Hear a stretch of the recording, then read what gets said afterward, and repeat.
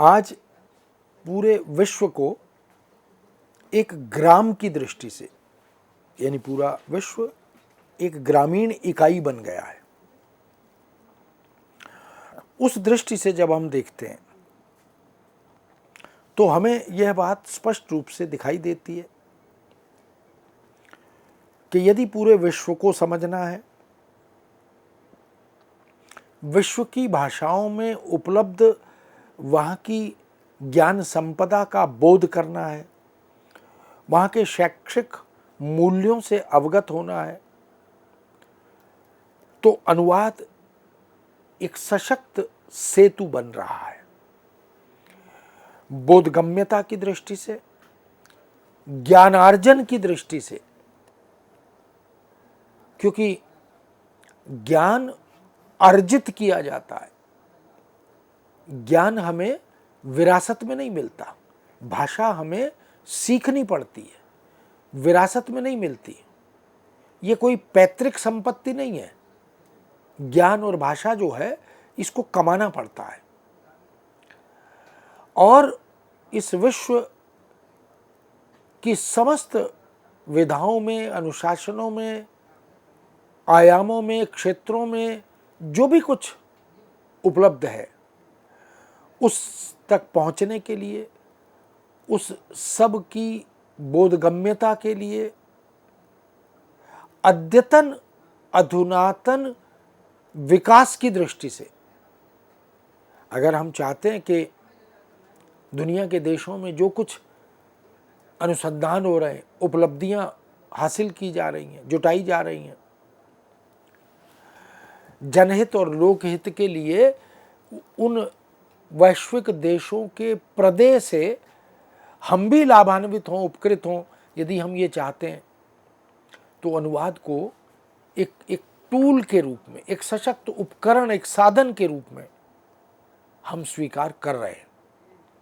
पूरी दुनिया उसकी स्वीकृति को अब आत्मसात कर रही है। इसलिए अनुवाद अब एक स्वतंत्र ज्ञान का अनुशासन भी बन गया है। यानी अनुवाद के माध्यम से अब अगर हम ज्ञान विज्ञान से जुड़ना चाहते हैं, विश्व के इस क्षेत्र में प्रदेश से उपकृत और लाभान्वित होना चाहते हैं, तो हमें अनुवाद की शरण में अब जाना ही पड़ता है। क्योंकि दुनिया भर के देशों के वैज्ञानिक, दुनिया भर के देशों के विद्वान, चिंतक, विचारक, साधक, साहित्य सेवी, राजनीतिज्ञ, समाज सुधारक ये चाहते हैं कि जो भी उनके जीवन के निष्कर्ष हैं वो दुनिया तक, जनमानस तक पहुँचें। उस सारी ज्ञानोपलब्धियों की सार्थकता भी इसी में है कि उससे व्यापक स्तर पर, वैश्विक धरातल पर लोग लाभान्वित हों, मानव समुदाय उसको आत्मसात करे। इसीलिए अनुवाद की महत्ता, अनुवाद की प्रासंगिकता बढ़ती जा रही है। शताब्दियों की सुदीर्घ यात्रा इस बात की साक्षी है। ये अनुवाद कोई नई विधा नहीं है, उसका पूरा एक इतिहास है, उसकी पूरी एक विकास यात्रा है। और उस पूरी सुदीर्घ विकास यात्रा से होते हुए हम जब 21वीं शताब्दी में प्रवेश करते हैं तो हमें प्रतीत होता है कि अनुवादक को वह मान सम्मान अब मिलने लगा है, वह प्रतिष्ठा अब मिलने लगी है। अब पूरी दुनिया, पूरा विश्व इस बात का साक्षी बन गया है कि समस्त गतिविधियों में, समस्त अनुशासनों की विकास यात्रा में, क्रियाकलापों में, यदि हम पूरी दुनिया के अध्येताओं को, अभिरुचि रखने वाले पाठकों को, मानव समुदायों को जोड़ना चाहते हैं, तो अनुवाद को हमें अनिवार्य रूप से अपनी जीवनचर्या का एक हिस्सा बनाना होगा। आज के समय में, आज की दुनिया में अनुवाद जनसंचार ज्ञान विज्ञान, तकनीक, प्रौद्योगिकी, खेल, मनोरंजन, साहित्य, सिनेमा, चिकित्सा, योग, स्वास्थ्य, वित्त, वाणिज्य, बैंक, बीमा, उद्योग, आयात निर्यात, दर्शन तथा अध्यात्म में भी अनुवाद और अनुवादकों का अब एक महत्वपूर्ण स्थान, एक उल्लेखनीय स्थान बन गया। हम जानते हैं कि अनुवाद को और अनुवादकों को इसके लिए एक लंबी संघर्ष यात्रा तय करनी पड़ी, लेकिन उसने ये सिद्ध कर दिया कि पूरा मास मीडिया, पूरा जनसंचार, मुद्रित माध्यम हो या विद्युतीय माध्यम हो, प्रिंट मीडिया और इलेक्ट्रॉनिक मीडिया, यहाँ तक के नया संचार क्षेत्र हो, ट्विटर है, ब्लॉग राइटिंग है, कंप्यूटर है, इंटरनेट है,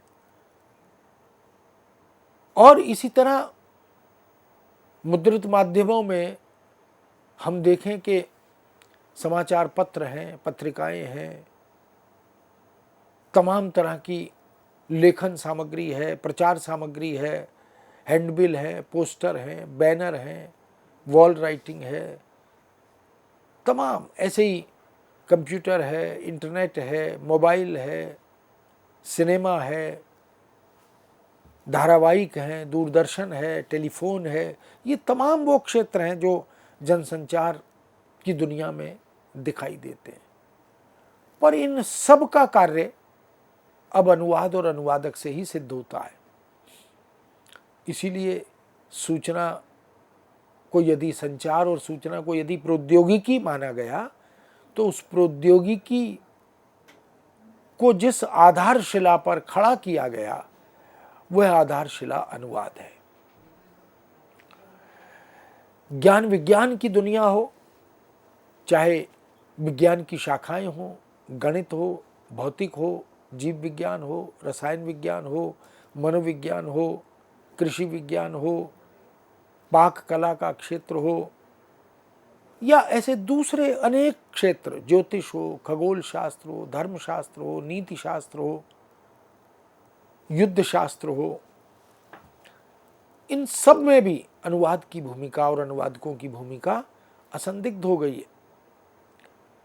क्योंकि ज्ञान विज्ञान पूरे विश्व से, विश्व की भाषाओं से आयात किया जाता है, और हमारे देश की ज्ञान विज्ञान की जो सामग्री है उसको पूरी दुनिया तक पहुंचाया जाता है। उसके लिए अनुवाद की आवश्यकता पड़ती है। तकनीकी क्षेत्र में हम देखें और प्रौद्योगिकीय क्षेत्रों में हम देखें, टेक्निकल एंड टेक्नोलॉजिकल फील्ड, इन दोनों ही क्षेत्रों में अनुवाद की भूमिका बहुत कारगर है, असंदिग्ध है, सार्थक है। खेल की दुनिया में हम देखें, इंडोर गेम हो या आउटडोर गेम हो, भारतीय खेल हो या विदेशी खेल हो, इन खेलों में औपचारिक या अनौपचारिक रूप से हम देखें भाषा की भूमिका बड़ी महत्वपूर्ण है।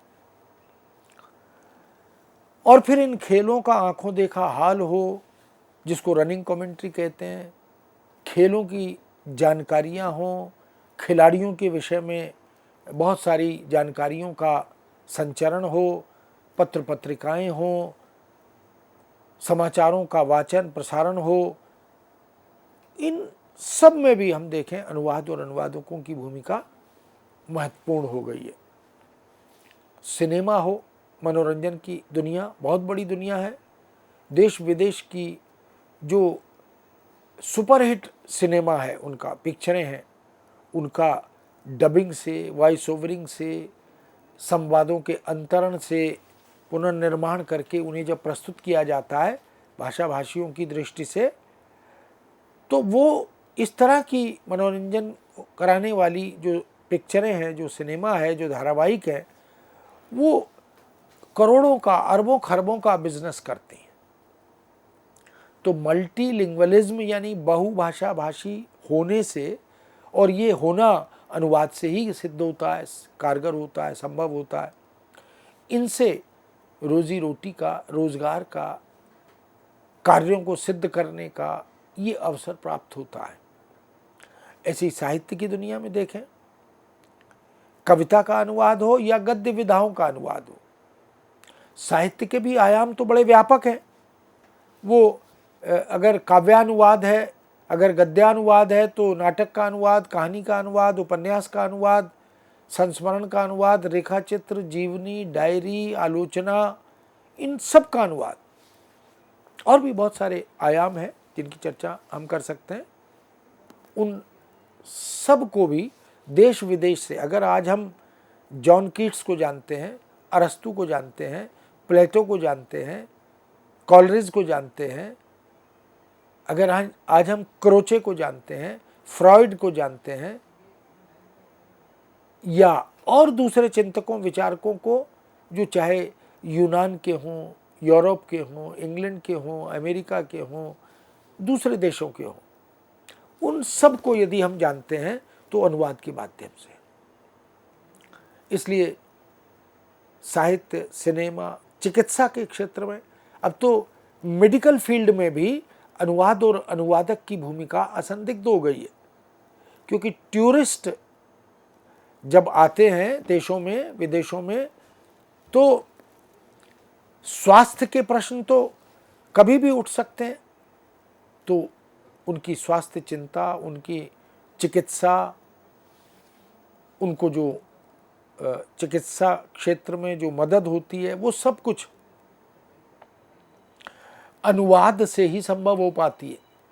अलग अलग राज्यों, अलग अलग देशों के नागरिक या पर्यटक जब हमारे देश में आते हैं, या हमारे लोग जब विदेशों में जाते हैं और कभी स्वास्थ्य संबंधी समस्या खड़ी होती है, तो उन्हें अपनी भाषा से बाहर निकलकर उनकी भाषा में बात को संचरित करना पड़ता है।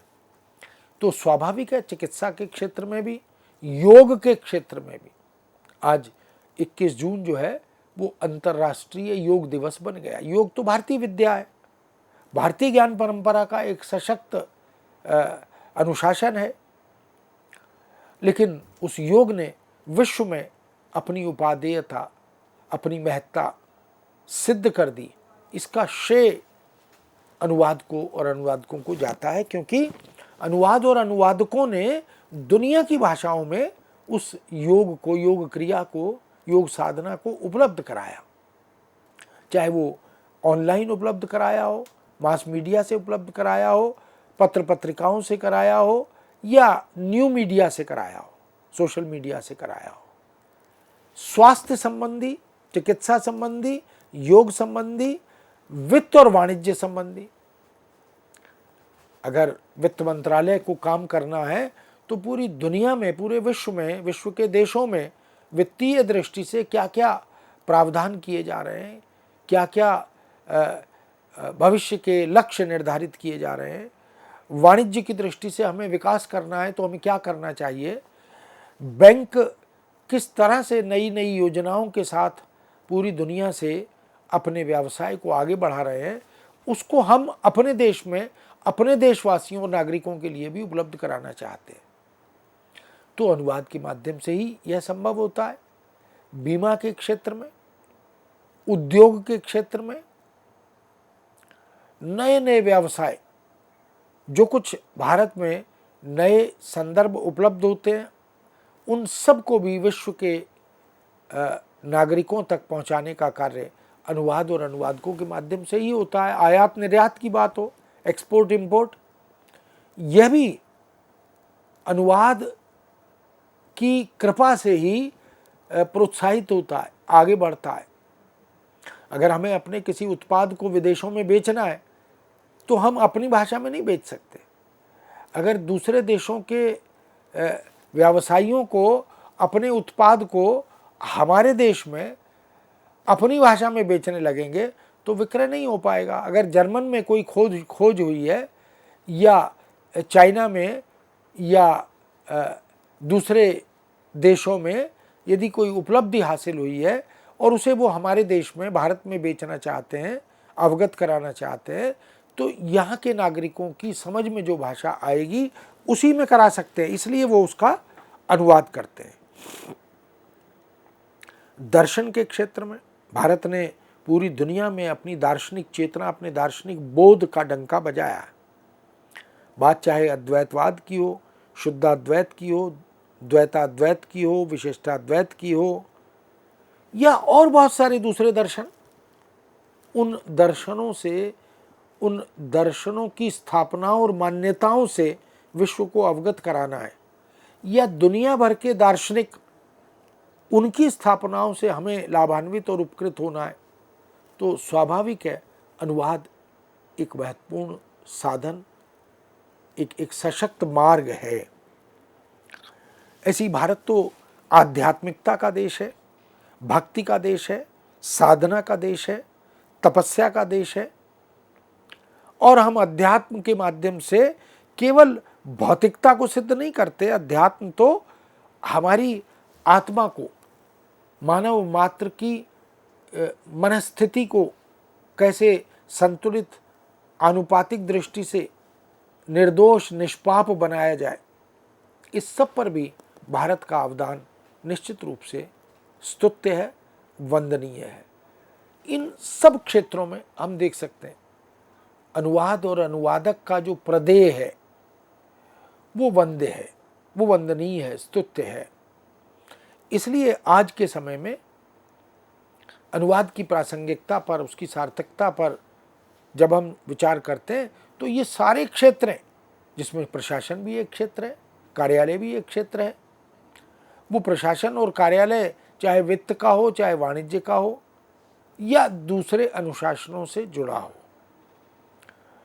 इसलिए आज अनुवाद प्रशासन में, कार्यालय में कार्य निष्पादन की पद्धति और प्रक्रिया में अपनी रचनात्मक भूमिका निभा रहा है, क्योंकि कार्यालय की भाषा, कार्यालय की सामग्री, उसके आयाम वो बहुआयामी होते हैं, बहुदिशागामी होते हैं।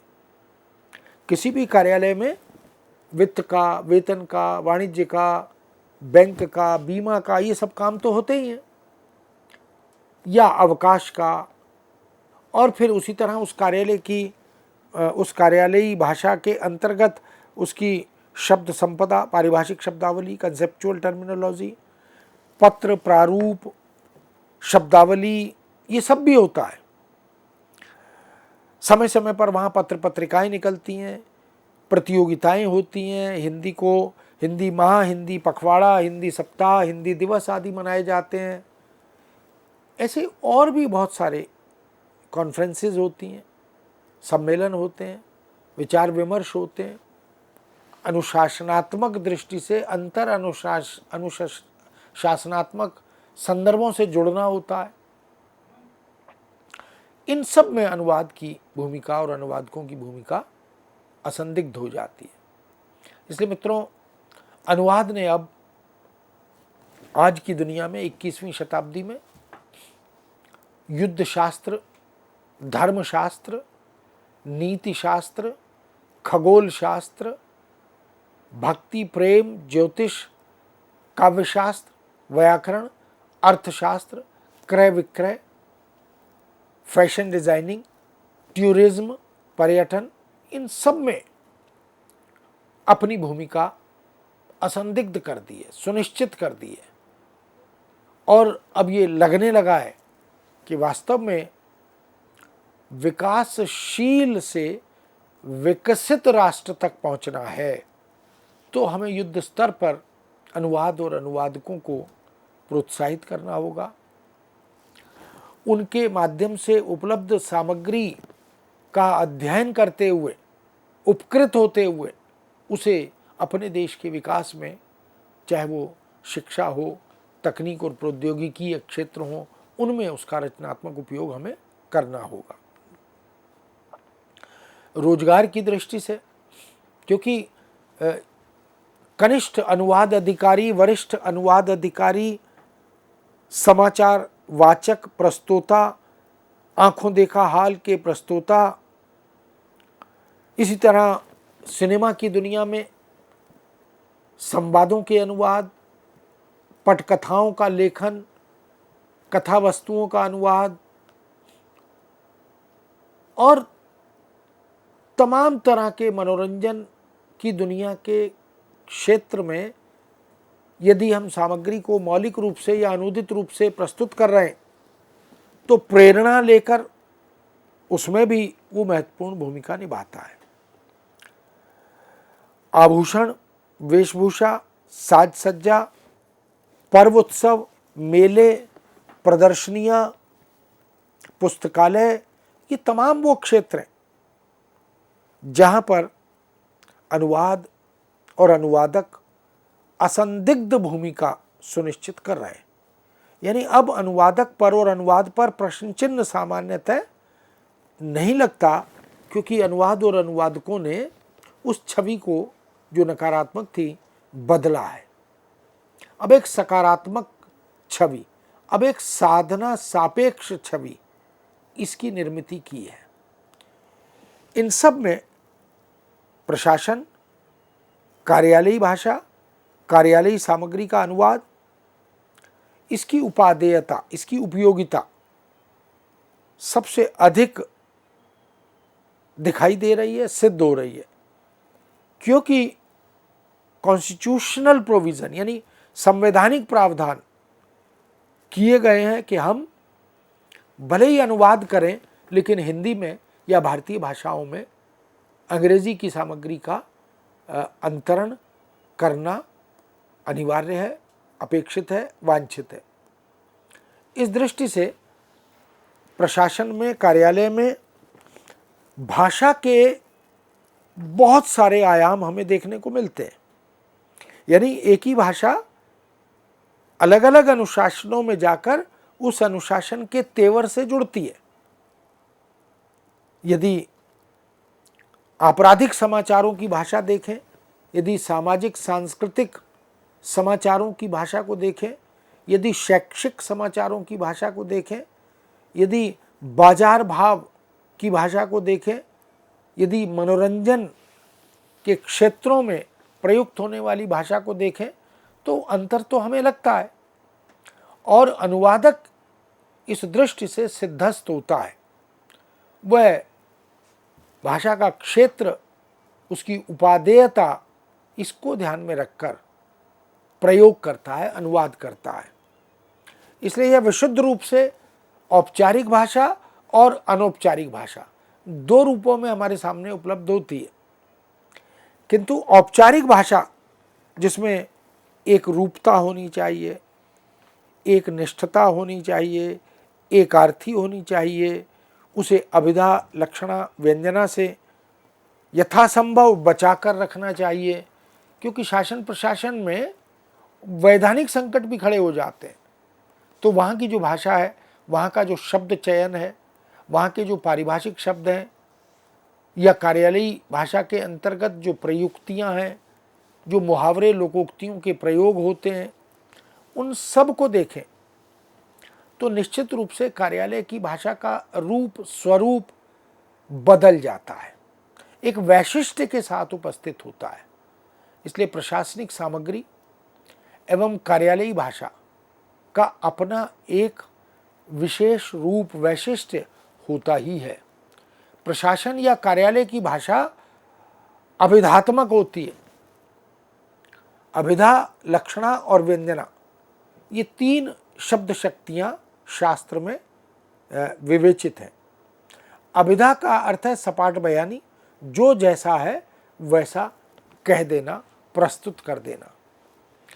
इसलिए शासन प्रशासन की जो भाषा होती है उसमें लाक्षणिकता और व्यंजनापरक अभिव्यक्तियाँ नहीं होती, अभिधापरक होती हैं, सपाट बयानी होती है, जो कहना है सीधे सरल शब्दों में, सरल वाक्य विन्यास में कहना है। उसमें बोधगम्यता होनी चाहिए, जिनके लिए वो मौखिक या लिखित रूप में तैयार की जा रही है सामग्री, उनकी समझ में आनी चाहिए। सरलता, सहजता के साथ साथ कथ्य की स्पष्टता भी होनी चाहिए। अगर केवल सरल और सहज कर दें और अर्थ का अनर्थ कर दें तो वह भी अक्षम्य अपराध होगा। इसलिए जो कथ्य है, जो कथानक है, जो वस्तु है, वो स्पष्ट रूप से संप्रेषित होना चाहिए। यह भी शासन प्रशासन की भाषा में एक महत्वपूर्ण गुण माना जाता है। प्रशासनिक या कार्यालयी भाषा कर्मवाच्य प्रधान होती है। कर्मवाच्य कहते हैं पैसिव वॉइस, अंग्रेजी में एक्टिव पैसिव होता है। तो प्रशासन में मुझे यह कहने का निर्देश हुआ है, यह निदेशक महोदय के निर्देशानुसार मैं आपको यह सूचित कर रहा हूं, वह सीधे सीधे मैं आपसे यह कह रहा हूं ऐसा नहीं होता, क्योंकि जो प्रशासनिक कार्य पद्धति है, भाषा है, उसमें पैसिव वॉइस को प्रधानता दी जाती है। इसलिए कार्यालय की भाषा निर्वैयक्तिक होती है, वह व्यक्ति विशेष को केंद्र में रखकर नहीं चलती, उसकी संरचना प्रशासनिक नियमों से, व्यवस्थाओं से, उनके अनुरूप होते हुए निर्मित होती है, बंधी होती है। इस दृष्टि से कार्यालय की भाषा और कार्यालय में होने वाले अनुवाद, इसको एक विशिष्ट प्रकार की उपलब्धि के रूप में हमें देखना चाहिए। मित्रों, इस विषय को यहाँ विराम देते हैं, आज्ञा दीजिए। नमस्कार।